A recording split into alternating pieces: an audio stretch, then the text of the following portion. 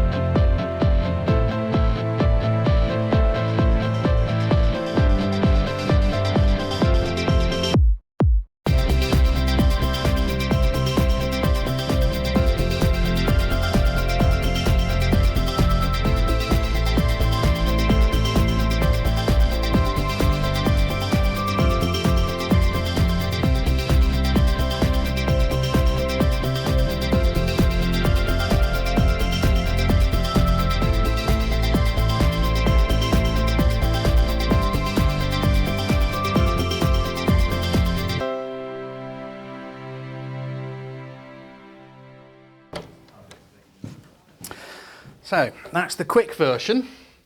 Now let's have a look in a little bit more detail. Well, as you can see, we've got a nice white backdrop. This is Colorama. It's a roll of white paper. You just kind of swoop it out, and by having that swoopy curve, it gives you a nice seamless look to the picture. You don't have two things joining together. A lot of people, when they build a home studio, will hang a bed sheet on the wall and lay another one on the floor. But the thing is, when they meet at right angles like that, it always looks really, really obvious that it is two bed sheets. If you can buy yourself a roll of Colorama, and a big roll like that's only about 30 quid, then I would recommend you do it.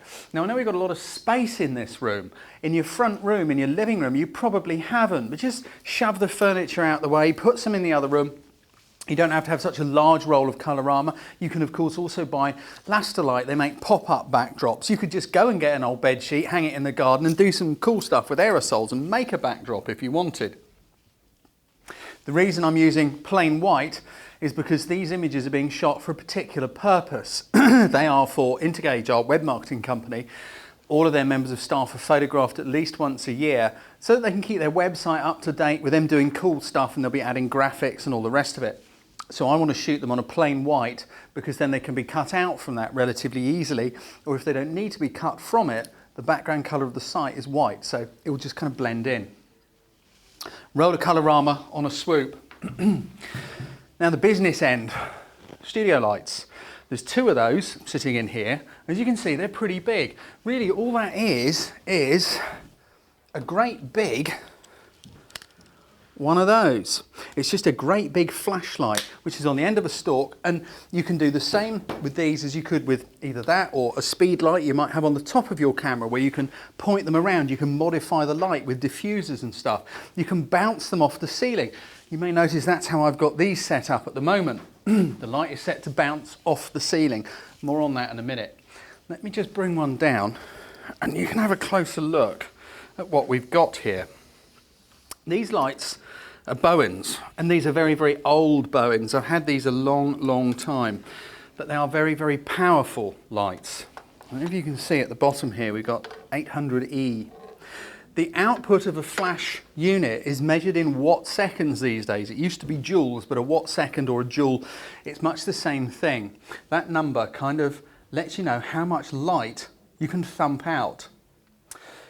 A starter kit that you might buy in a, in your average high street shop or Jessop's or something would probably be a 200 watt second kit, maybe a 400. Now that's going to be fine for use in a small front room, particularly if you're doing portraiture where you're going to be using a wide aperture because you want a shallow depth of field. I like using my big powerful 800 watt second lights because I do quite a lot of commercial work. I may want to light a very, very large area and still be able to use a very small aperture. The aperture is what controls your exposure when you're shooting with flash. So if you want to use a small aperture, so you've got lots of depth of field, you need to make sure that your flashes have got masses of power. Otherwise that small aperture will cut the light down and all your shots will be underexposed. I guess what I'm saying is you don't need to buy 800 watt second lights. I use them because I'm doing it for a certain purpose. If you can afford a 400 watt second set or maybe even a 500, don't worry too much about having too much light. You can always lose a bit by hanging sheets of muslin cloth over the front, things like that, which will diffuse the light and cut the light down a bit if there's too much for a particular purpose. Let's have a little look around. This little flickering thing here is telling me that this capacitor bank in this light, it means it's ready. It's the ready light. It's telling me that that flash is ready to fire. When you fire a flash, it discharges, then it has to recharge, and it takes about a second or so for the flash to recharge and be ready to go. These little switches here control what's called the modelling light. I don't know if you can see on the wall behind, as I switch this up, it turns on a light.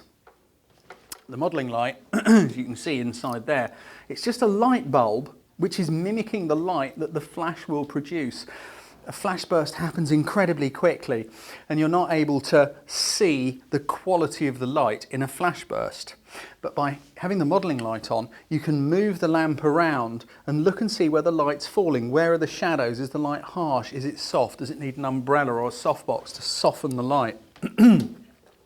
That's what your modelling light is for. I'm not actually using them in here for this particular purpose. More on that in a minute when we talk about modifying the light. But I can set this so that, the modelling light is on, and then when the flash fires, the modelling light goes off, and then there's a little gap, and it comes back on again as soon as it's charged, and you may have noticed that recharged incredibly quickly then. I can set it to be on full power all the time.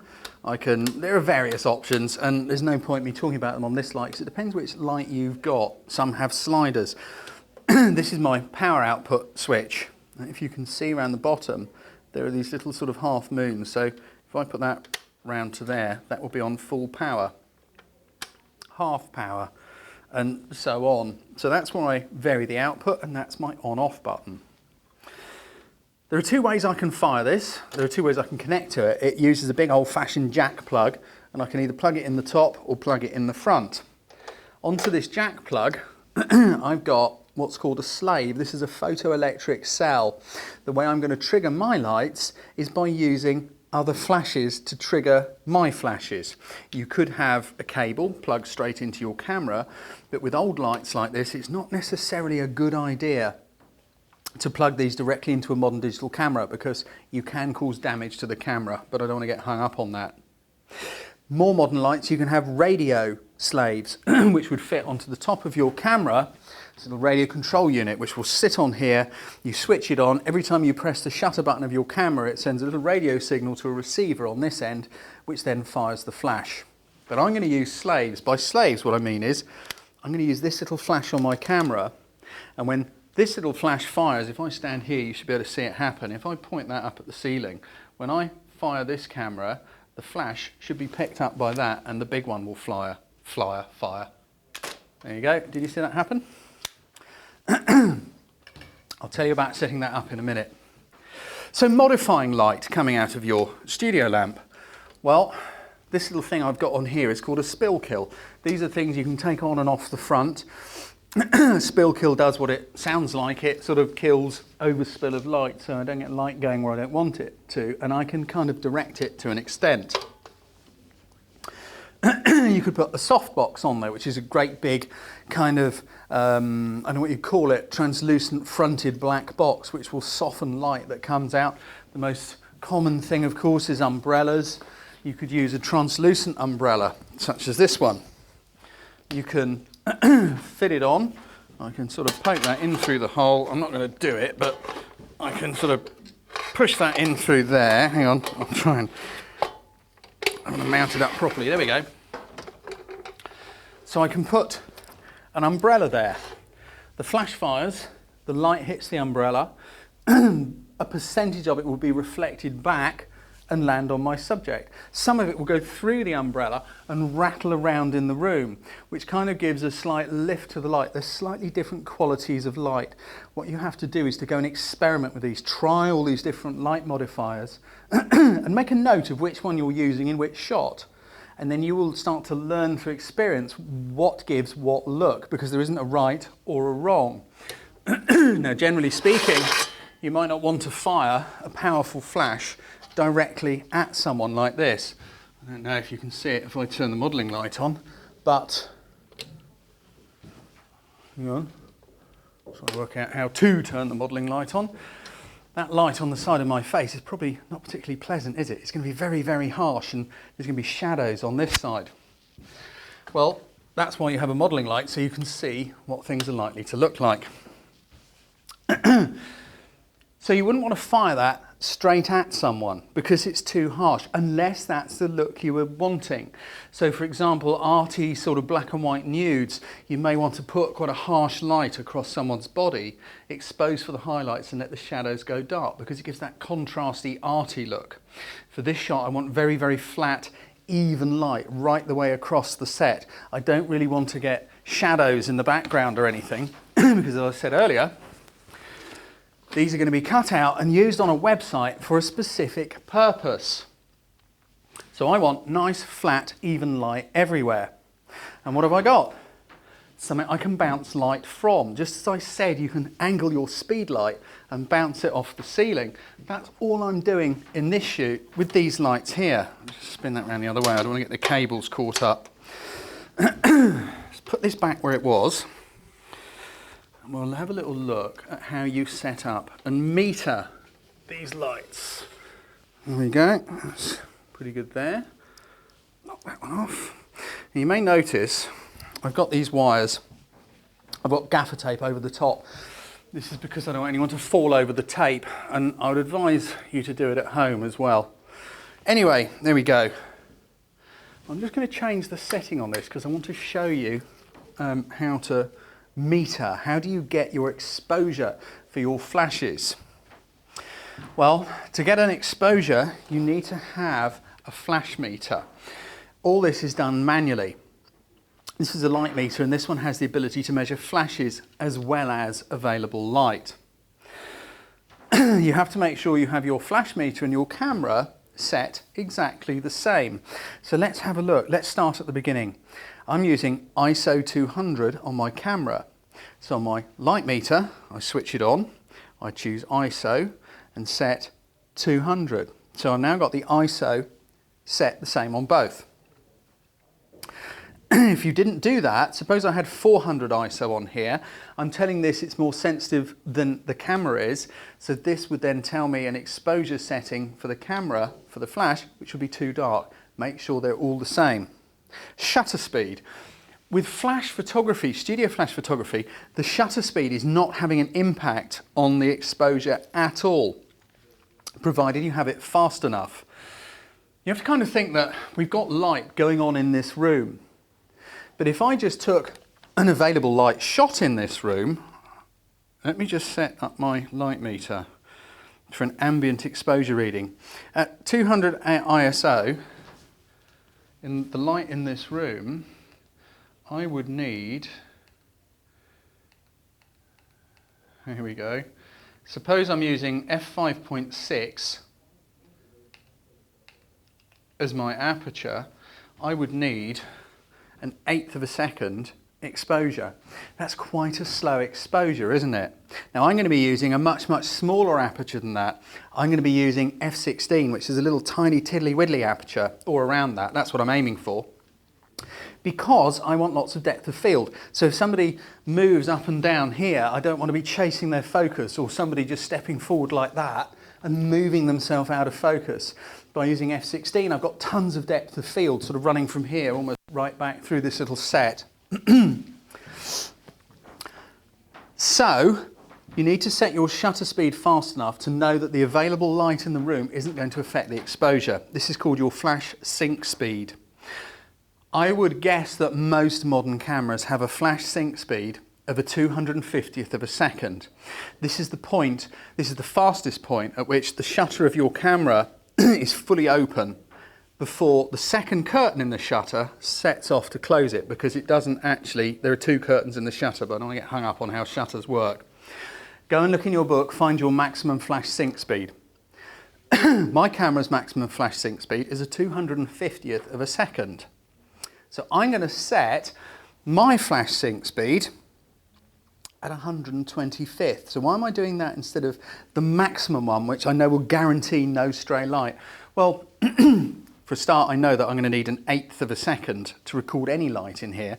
So 125th is going to be plenty fast enough to lose it all. But there's another reason. I just know from experience that when I'm running around shooting, it's very easy for me to just knock this little thumb wheel and change my shutter speed accidentally. I have done it in the past.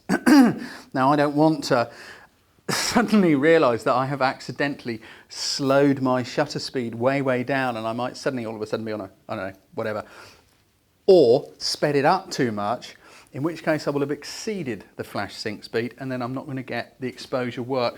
I don't want to fry your brain, so I'm not going to go into that too deeply. So we've got 125th set there. So let me set, let's go back to my flash exposure, set my shutter speed on the flash meter to 125. So I've now set 200 ISO and 125 shutter speed. Now what we have to do is to measure the flash output to find out which aperture we can use. So I need my cable, which I always get in a muddle and a mess. You can also probably buy radio slaved light meters and things like that these days, but I'm afraid my stuff is all a bit old school. Look at that, you see I've got a knot in that straight away. Just whistle amongst yourselves for a moment while I try and untie that. Ah, it's getting worse by the second. Come on. I am the clumsiest photographer on the planet. Right, there we go. Right, metering your flashes. Turn one off. You need to do this one at a time. I'm going to plug this into this flash. Step back to where my subject is going to be. I'm going to point my flash meter. So this is about the middle of my subject area where I'm going to be shooting my subject. I'm shooting my flash straight up onto the ceiling, so the light is going to rattle out of the flash gun, it's going to hit this wall, it's going to hit that ceiling, and it's going to spread out. It's going to turn all of that ceiling, which is kind of at an angle pointing down into here, into a light source, one great big light source. And by using the two lights, it really is going to thump a lot of light down. But first off, I have to make sure these two are balanced. So I point the little white Invacone on the front of my flash meter in the direction of the light source, which in this case is that one over there. So I'm just going to point it up over there, close my eyes because I don't want to look at the flash when I do it. If you can see on the light meter, it's now telling me I have an aperture requirement of f11.5. Yeah? So that's telling me that that is producing f11 just here, bouncing that light. So now I need to measure the other one. And because I want the light to be even, I just have to make sure they're both the same. I'm going to switch that one off because I don't want that one to fire. You remember me saying they're slaved. What would happen is I'd fire this light that would see the flash burst from this one and that would fire. I want to do them one at a time. So let's keep that pointing up onto there. I know there's a bit of blue on that wall, and there will be an amount of light which will go a bit blue from it, but it's pretty minimal. Most of the light's going to be rattling around on the ceiling, so I shouldn't worry about it too much. Right, same thing on that side. Just close my eyes. That's only giving me F4, almost F5. I don't know if you can see that there. That's not going to be enough, is it? It's because I turned this one down a bit just now because I wanted you to see how you change it. So if I lift that up, oh, let's just go up one click, meter it again, close my eyes. Right, we're up to F8. Remember, I need F11. So I go one more. In theory, we should have F11 coming from that side. There we go, because each one of those is a stop. F11. So we've got two lights, both producing F11. Let's turn this one back on, because now when I fire that light, this little slave cell on top of this light is going to see the flash burst, and that one will trigger, so that we've got light going on everywhere. This time, we're going to measure the light falling on the subject in the direction the camera is looking. Yeah? So we're not going to be pointing it up there or up there. That was done to make sure that I got them both set evenly. Now I want to know what my exposure is going to be for the camera. So you literally point the Invicone back at the camera, close your eyes, they should have both fired. That's giving me F11.9. That is so close to F16, it's not true. So I'm going to take that to mean F16. F11.9, it's 1/10 of a stop less than F16. I want to just check that the light is fairly even. So I'm going to fire one there. That is F16 on that side. Fire one this side. F16. Because I don't want someone on this side to be brighter than someone on that side. Likewise, if somebody steps forward a bit, F16 dead, just to prove a line. F16 dead, can you see that, Janie? Good, nod of the head. At the back of the set, we measure it. Notice I'm being careful, don't stand like that. I'm blocking the light on the light meter if I do. F11.7, that's so close, it doesn't really matter. It's such a minute change. It just means the background is marginally darker, but not enough to worry about. So I can safely say,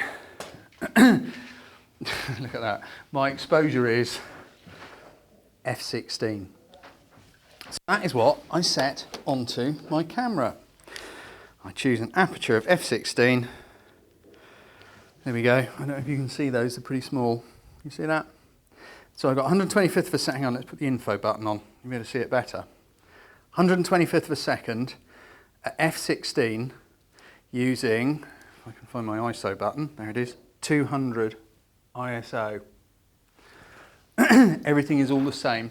So now I've got the light ready to rock and roll. As I said, I'm going to trigger these flashes through those photoelectric cells, those slave cells, by firing my little on-camera flash. Let me just remove this because I don't want anyone to fall over it. Just take that down. There we go. I think that's okay. See? Straight away I've caught it on something. Here we go.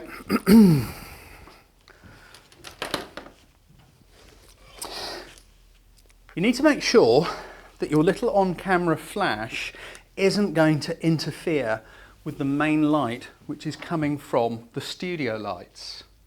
Now, you can go into the menu and it depends where it is in your camera, so I'm not going to tell you exactly where it is on this one. You need to have a little look in your book and look for your flash power or flash output settings. Go in there and into your manual flash output settings, set your flash to its lowest output. I don't want this flash to have any impact on the light that is coming from these two up here. All I want it to do is to be just enough for these photoelectric cells to see the little flash puff and trigger these. That is all.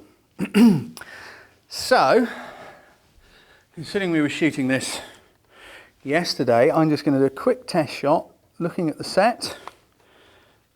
Set my autofocus and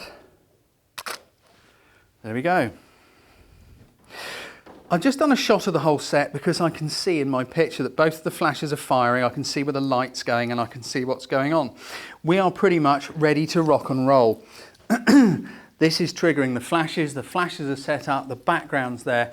So, pretty much time to get on with the shoot, really. That's really cool, guys. And go, guys, come on, leg in the air. Come on, Andy, you can do it. I quite like that. Oh, I like that one. Yay! 1, 2, 3, go! So that's the end of a 2-day shoot. This was spread over 2 days because we couldn't get all of the team members here all on one day, so we've done it over sort of 2 half days. The beauty of using studio lighting is you know that you can always have consistent lighting and you're in control of it. Whereas if we were going to do this at a location outdoors, 2 different days, you could have very, very, very different lighting situations. Now you may notice that a couple of these shots, I've got the corners of that backdrop, the corners of the room are in there. These are not the kind of images that are going to be printed, put into nice pretty mounts or hung on the wall or given as a gift. These are for a commercial use. The subjects are going to be cut out of these shots and digitally put into different environments. So it doesn't really matter that I've got stuff going on in the edges. But there we go. That was a very, very successful job. If you've got a spare bedroom at home that's not being used, you could, of course, have the luxury of setting up your studio lights and a backdrop and shooting anything from still lifes to portraits to people's pets and kids. You can leave it all set up and it's all ready to go the next time. Unfortunately, I don't have that luxury. This lot has to come down and come home with me.